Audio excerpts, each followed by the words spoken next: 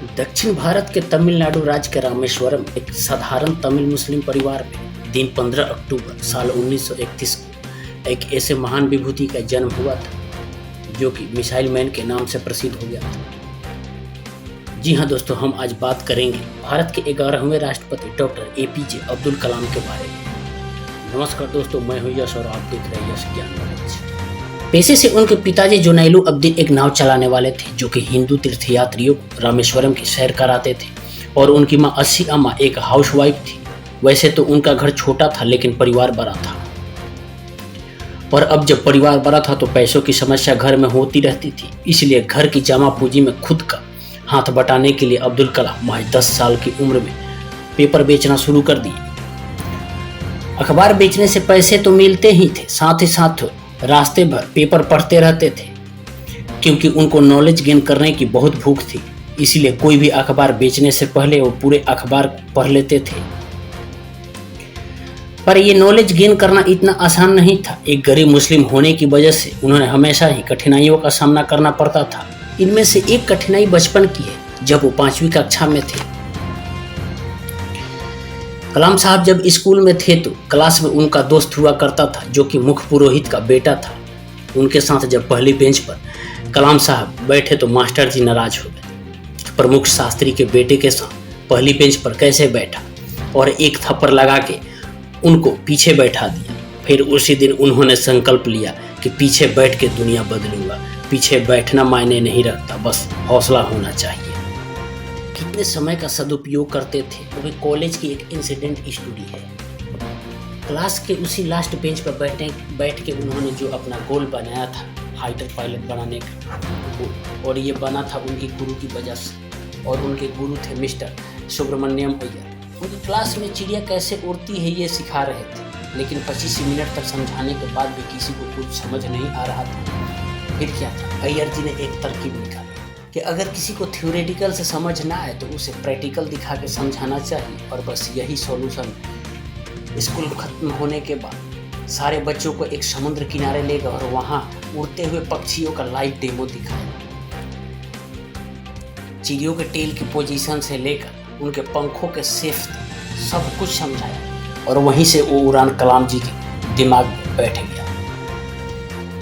उनका कहना था कि small aim is crime have a great aim. वह ये कि वो अपने सपने को पूरा करने के लिए 1955 में उन्होंने MIT मद्रास एरोनॉटिकल इंजीनियरिंग में एडमिशन लिया। यहाँ भी मुश्किल, क्योंकि इंजीनियरिंग थी तो प्रोजेक्ट बनाना ही पड़ेगा। तो उनको एक एयरक्राफ्ट बनाने का प्रोजेक्ट मिला, लेकिन सबमिशन के दिन जब उन्होंने अपना प्रोजेक्ट सबमिट किया तो प्रोफेसर को उनका ये मॉडल पसंद नहीं आया। उन्होंने कलाम जी से न्यू मॉडल बनाने को कहा, और न्यू प्रोजेक्ट बनाना हो तो कम से कम 1 महीने का समय लगता। ये सोचकर कलाम जी ने प्रोफेसर से 1 महीने का समय मांगा, लेकिन उनके प्रोफेसर ने साफ मना कर दिया और कहा कि 3 दिन में तुम्हें बनाकर सबमिट करना होगा, नहीं तो तुम्हारी स्कॉलरशिप छीन जाएगी। फिर क्या था, और यहीं से शुरू। स्कॉलरशिप छीन जाने के डर से कलाम सर ने 3 दिन बिना कुछ खाए पिए बिना सोए मेहनत की, और जब 3 दिन बाद उन्होंने अपना मॉडल पेश किया तो प्रोफेसर चकित रह गए और प्रोफेसर के आंख में आंसू आ गए। आखिर उनकी इंजीनियरिंग खत्म हुई। इंजीनियरिंग खत्म होने के बाद उनका सपना पूरा करने का एक अवसर उन्हें इंटरव्यू के रूप में आया, जो था इंडियन एयरफोर्स देहरादून में। लेकिन अफसोस से यहाँ भी उनका सपना अधूरा रह गया, क्योंकि 8 सीट थी और 25 लोग थे, और कलाम साहब का पोजीशन 9th। मात्र 1 रैंक की वजह से उनका ये सपना अधूरा रह गया। जब उनका एयरफोर्स में सिलेक्शन नहीं हुआ तो उन्होंने 1958 में DRDO ज्वाइन कर लिया। DRDO ज्वाइन करने के कुछ साल बाद ही उन्हें विक्रम साराभाई जी के Indian National Committee for Space Research in COSPAR में प्रमोट कर दिया गया, जहां पर उनका पहला मिशन था इंडिया का पहला रॉकेट का उड़ान भरना। वैसे तो यह रॉकेट केरला के थुम्बा गांव से लॉन्च होने वाला था, लेकिन शुरुआती स्टेज पर होने के कारण इन कॉस्पर के पास ना कोई वर्कशॉप था, ना ही कोई रिसर्च फैसिलिटी। फिर क्या था, उन्होंने थुम्बा गांव के पुराने चर्च को अपना वर्कशॉप बना लिया और उसी चर्च के एक रूम को अपना ऑफिस। और आखिर जैसे तैसे करके उन्होंने अपने रॉकेट को बना लिया। लेकिन यहाँ पर भी उनकी मुश्किल खत्म नहीं हुई, क्योंकि रॉकेट को लॉन्च पैड तक लेकर जाने के लिए भी उनके पास कोई साधन नहीं था। लेकिन कहते हैं कि जुनून हो तो कुछ भी हासिल करना मुश्किल नहीं होता। रॉकेट के पार्ट्स को साइकिल के माध्यम से रॉकेट लॉन्च पैड तक पहुंचाया गया और इतने मुश्किल के बाद 21 नवंबर 1963 में रॉकेट को लॉन्च कर दिया गया। इंडिया ने स्पेस के तरफ अपना पहला कदम बढ़ा दिया था। मिसाइल मैन पर वो एक सक्सेस नहीं, फेलियर था। साल 1969 में कलाम जी इसरो के पहले सैटेलाइट लॉन्च व्हीकल SLV के प्रोजेक्ट डायरेक्टर थे। 10 साल के खून पसीने के मेहनत के बाद अगस्त 1979 को इसे लॉन्च किया गया। तो सेकेंड स्टेज में कुछ टेक्निकल इशू के वजह से ये रॉकेट बंगाल की खाड़ी में गिर। अब जब प्रोजेक्ट फेल हो चुका था तो सारा लोग उन पर सवाल उठाने लगे।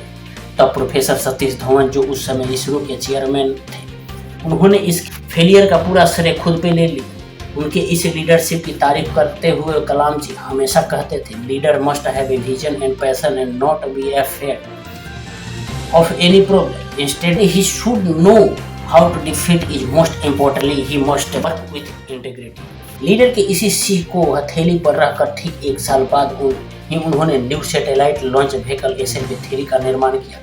आखिर 18 जुलाई 1980 में उन्होंने SLV-3 से रोहिणी सैटेलाइट को लॉन्च किया। इस प्रोजेक्ट के बाद उन्होंने इंडिया के पहले इंटरमीडिएट रेंज बैलिस्टिक मिसाइल अग्नि और पृथ्वी जैसे कई प्रोजेक्ट को सक्सेसफुली कंप्लीट किया, जिनकी वजह से उन्हें 1981 में पद्म भूषण और 1990 में पद्म विभूषण से नवाजा गया।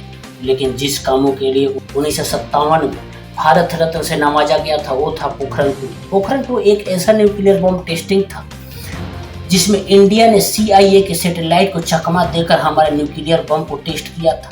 इस प्रोग्राम के प्रोजेक्ट चीफ कोऑर्डिनेटर थे डॉक्टर APJ अब्दुल कलाम, जिन्होंने जापान और USA के चेतावनी के बाद भी इस मिशन को बड़ी चतुराई से चालू रखा।